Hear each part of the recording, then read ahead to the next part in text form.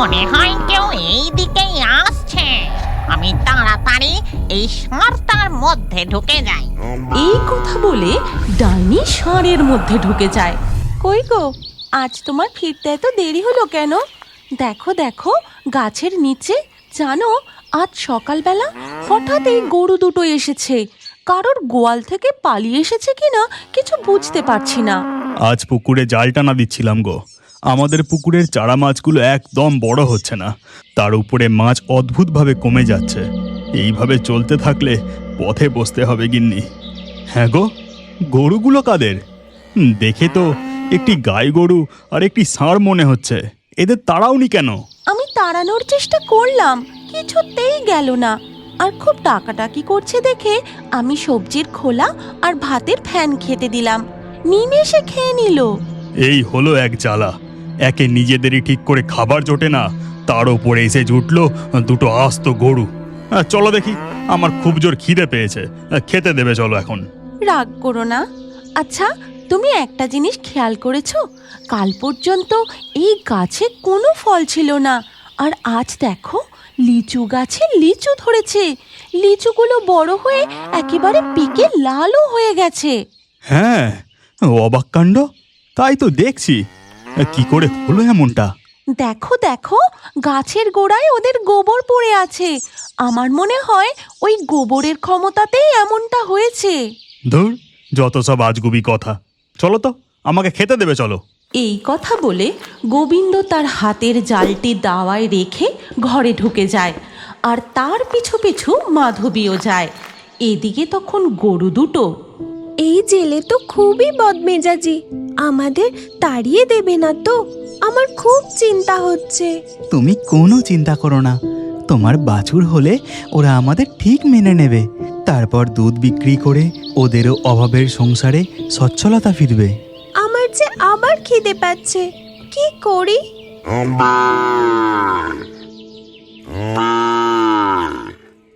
ওহো, শান্তিতে একটু খেতে বসলাম, আর এই গরুটা মা মা করে ডেকেই চলেছে। কান একেবারে ঝালাফালা করে দিল। আহা, তুমি এত রাগ করো না তো। মনে হয় গরুটার খিদে পেয়েছে। দেখে মনে হচ্ছিল ও গর্ভবতী, কিন্তু ঘরে যে কোনো খাবারও নেই। শোনো না গো, তুমি খেয়ে দে কটা ঘাস কেটে এনে দাও না। এই হয়েছে জ্বালা। ভাবলুম খেয়ে দিয়ে একটু ঘুমাবো, তা না, যাও আবার ঘাস কাটতে। আমার মনে হয় গরুগুলোর গোবরে নিশ্চয়ই কোনো জাদু আছে। শোনো না, তুমি ঘাস কাটতে যাবার সময় একটু গোবর সঙ্গে নিয়ে গিয়ে আমাদের পুকুরের জলে ছড়িয়ে দিও। এরপর গোবিন্দ খাওয়া দাওয়া সেরে গাছের গোড়া থেকে কিছুটা গোবর তুলে নিয়ে প্রথমে যায় তার পুকুর পাড়ে। তারপর পুকুরের জলে গোবর ছড়িয়ে দেয়, আর পুকুরের পাশ থেকে গরুগুলোর জন্য ঘাস কাটতে থাকে। ঘাস কাটতে কাটতে একে আমাদেরই নিজেদের ঠিক করে চলে না, তার ওপর পুকুরের মাছগুলো অদ্ভুতভাবে কমে যাচ্ছে। এদিকে আবার ওই গরু দুটো এসে জুটলো। তার পুকুর পাড়ের পাশে তেঁতুল গাছে বসেছিল এক ভয়ঙ্কর ডাইনি। গোবিন্দর কথা সে কান খাড়া করে শুনতে থাকে। এরপর গোবিন্দ ঘাস কেটে সেখান থেকে চলে যেতেই পেটা জেলে এখান থেকে গেছে। এবার রোজের মতো আমি ওর পুকুরে হাত ডুবিয়ে মাছগুলো ধরে ধরে খাই। এই বলে ডাইনি যেই না হাত বাড়িয়ে পুকুরের জলে হাত ডুবিয়েছে, সাথে সাথেই এক অদ্ভুত জাদু তাকে কারেন্টের মতো শক দেয়। ওরে বাবারে, এ কি হলো? কোনোদিন তো এমন হয় না। জেলে পুকুরের জলে ওই গোবর দিল, তারপরেই এমনটা হলো। তবে কি ওই গরু দুটোর মধ্যে কোনো জাদুর শক্তি আছে? না, দেখছি জেলের পিছু নিতে হবে, তারপর গরু দুটোকে। গোবিন্দ ঘাস নিয়ে তার বাড়ির দিকে হেঁটে যায়, আর ডাইনি উড়তে উড়তে তার পিছু নিতে থাকে।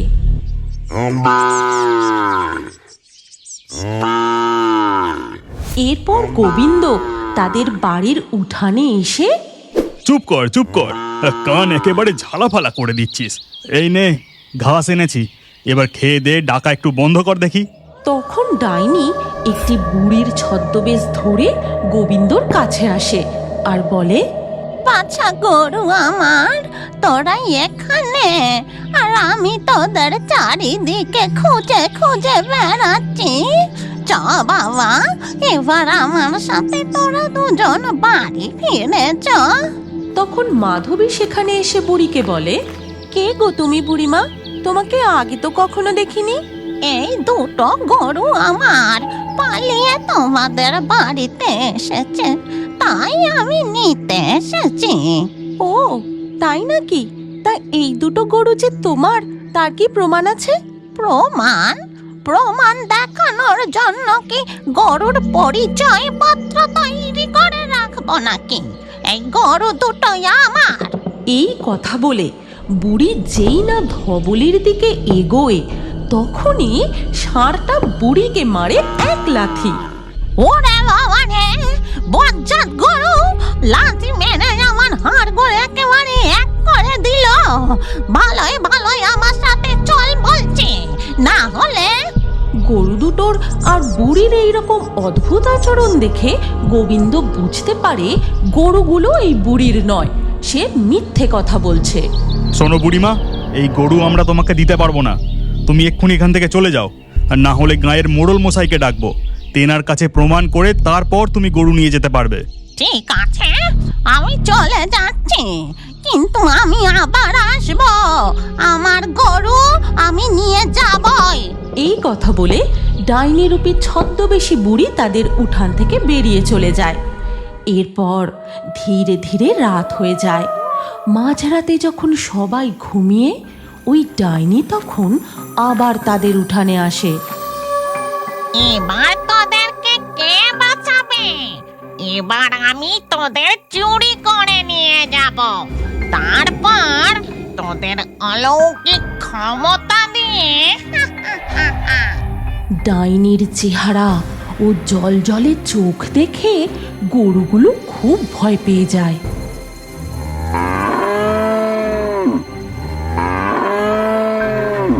চুপ চুপ চুপ কর তোরা। গরুগুলোর ডাকাডাকিতে মাধবীর ঘুম ভেঙে যায়। কই গো, শুনছো? ওঠো না, দেখো না গরুগুলো কেমন অদ্ভুত ভাবে ডাকছে। মনে হয় কিছু দেখে ওরা ভয় পেয়েছে। হ্যাঁ হ্যাঁ, তাই তো। চলো তো একবার হারিকেনটা নিয়ে দেখে আসি। সর্বনাশ, পায়ের আওয়াজ, মনে হয় কেউ এই দিকেই আসছে। আমি তাড়াতাড়ি এই ষাঁড়টার মধ্যে ঢুকে যাই। এই কথা বলে ডাইনি ষাঁড়ের মধ্যে ঢুকে যায়। মাধবী ও গোবিন্দ হারিকেন নিয়ে গরুগুলোর কাছে এসে কিছুই দেখতে পায় না। গরুগুলো কি দেখে এমন ভয় পেল বলো তো? আশেপাশে তো কিছুই নেই। ও কোনো সাপ দেখেছিল হয়তো। চলো শুয়ে পড়ি। গোবিন্দ ও মাধবী আবার তাদের ঘরে ফিরে যায়। এরপর ধীরে ধীরে সকাল হয়। দেখা যায় ধবলে গরু একটি বাছুরের জন্ম দিয়েছে।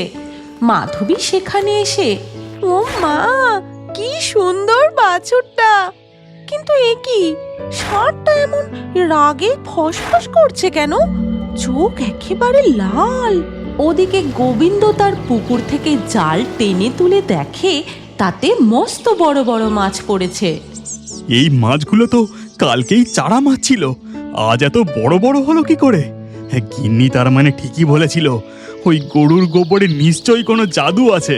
এবার মাছগুলো হাটে বেচে তাড়াতাড়ি বাড়ি ফিরে যাই। ওদিকে দেখা যায় মাধবী এক সাধু বাবার কাছে, এই নে, মন্ত্র পড়া জল নিয়ে যা, মনে থাকে যেন আমি যেমনটা বললুম তুই ঠিক তেমনটাই করবি। এরপর মাধবী বাড়ি ফিরে যায়। ওদিকে তখন গোবিন্দ হাটে মাছ বিক্রি করে একটি মাছ নিজেরা খাবে বলে সঙ্গে নিয়ে আসে। এই দেখো গিন্নি, আমাদের পুকুরের কত বড় মাছ! রাতারাতি মাছগুলো বেড়ে একেবারে পুকুর ভরে গেছে। মাধবী গোবিন্দর কথার কোনো উত্তর না দিয়ে মাছটার ওপর মন্ত্র পড়া জল ছিটিয়ে দেয়। তারপর বলে, তুমি এই মাছটা ওই ষাঁড়টার সামনে রাখো তো। এ কি বলছো তুমি? আমরা খাবো বলে মাছটা নিয়ে এলাম, আর তুমি ওদের সামনে রাখতে কেন বলছো? আহ, রাখোই না, তারপর দেখবে কি হয়। গোবিন্দ মাছটা ষাঁড়ের সামনে রাখতেই ষাঁড়টা মাছ খেতে শুরু করে। এইভাবে মাছ খাওয়া দেখে গোবিন্দ তো অবাক হয়ে যায়। এ কি দেখছি আমি, ষাঁড়ও মাছ খায়? এই ষাঁড়টা যে পুরো মাছটা খেয়ে নিল। হে ভগবান, এটা ষাঁড় না অন্য কিছু? এবার দেখো কি হয়। ঠিক তখনই দেখা যায় ওই ষাঁড়টার শরীর ছেড়ে বেরিয়ে আসে এক ভয়ঙ্কর ডাইনি, আর সাথে সাথেই ডাইনির শরীরে আগুন জ্বলতে শুরু করে। ওরে বাবা রে, এ কি হলো? তোরা আমাকে কি খাওয়ালি? ওরে বাবা রে, মরে গেলাম রে। এই কথা বলতে বলতে ডাইনি ছাই হয়ে অদৃশ্য হয়ে যায়। তারপর মাধবী গোবিন্দকে সব কথা খুলে বলে। আমার সন্দেহ হতেই সাধু বাবার কাছে গিয়েছিলাম। সাধু বাবা বলল ওই মেছো ডাইনি তোমার পুকুরে মাছ চুরি করে খেত। ওর কালো ছায়ায় পুকুরের মাছ বড় হচ্ছিল না। ওই ডাইনি বুঝতে পেরেছিল গরু দুটোর জাদুর শক্তি আছে, আর জাদুর শক্তি ছিনিয়ে নেবার জন্য ডাইনি বুড়ির ছদ্মবেশে গরুগুলিকে চুরি করতে এসেছিল। কৃষ্ণ ভগবান আমাদের অভাবের সংসারকে রক্ষা করেছেন। তিনিই হয়তো আমাদের অভাবের সংসারে এই দুটো গরুকে পাঠিয়েছেন। হয়তো আপনি জানেন না, আপনি যদি আমাদের গোভূতের কার্টুন চ্যানেলটি সাবস্ক্রাইব করে আপনার নাম কমেন্টে লেখেন, তাহলে আপনার নাম আমাদের কার্টুন ভিডিওতে দেখানো হয়। হ্যাঁ হ্যাঁ, সবাই জানে। এবার তুই চুপ কর, আমাকে নামগুলো বলতে দে। আজকের লাকি ড্রয়ে জেতা নামগুলি হলো তাহমিনা, তানিবা, সৌরভ, শম্পা, আরাফাত, নোহা, অপর্ণা, হাফসা, মানিকা, আরবি, আরিসা, রিয়া, রিপন, বর্ষা, ফাহামিন। কার্টুন ভিডিওতে আপনার নাম দেখতে চাইলে শুধু নাম লিখলে হবে না, আমাদের গোভূতের চ্যানেলটি এক্ষুনি সাবস্ক্রাইব করে নিন। আর স্ক্রিনের উপরে আসা এই পরবর্তী ভিডিওটি চালিয়ে সেখানেও আপনার নাম কমেন্ট করতে পারেন। আজকে আমাদের এই গল্প এখানেই শেষ হলো। দেখা হচ্ছে পরবর্তী ভিডিওতে।